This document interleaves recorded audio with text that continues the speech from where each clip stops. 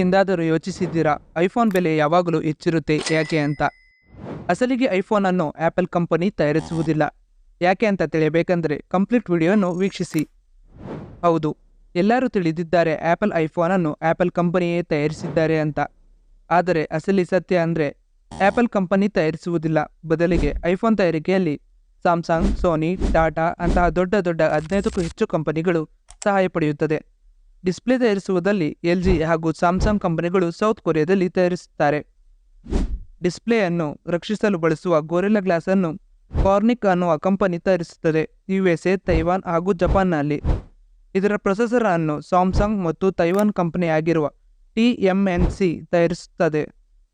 ಇದರ ಬ್ಯಾಟರಿಯನ್ನು ಸ್ಯಾಮ್ಸಂಗ್ ಹಾಗೂ ಸನ್ ಓಡಾ ಎನರ್ಜಿ ಕಂಪನಿಗಳು ಚೀನಾದಲ್ಲಿ ತಯಾರಿಸುತ್ತಾರೆ. ಇನ್ನು ಬೆಸ್ಟ್ ಕ್ವಾಲಿಟಿ ಇಮೇಜ್ ಹಾಗೂ ವಿಡಿಯೋ ನೀಡುತ್ತಿರುವ ಕ್ಯಾಮೆರಾ ಲೆನ್ಸ್ ಅನ್ನು ಸೋನಿ ಕಂಪನಿಯು ತಯಾರಿಸುತ್ತದೆ. ಹಾಗೂ ಫೈನಲ್ ಆಗಿ ಐಫೋನ್ ಅನ್ನು ಅಸೆಂಬ್ಲಿ ಮಾಡುವುದರಲ್ಲಿ ಟಾಟಾ, ಫಾಕ್ಸ್ಕಾನ್ ಹಾಗೂ ಪೆಂಗಟ್ರಾನ್ ಕಂಪನಿಗಳು ಇದು ಫೈನಲ್ ಆಗಿ ಅಸೆಂಬ್ಲಿ ಮಾಡುತ್ತದೆ.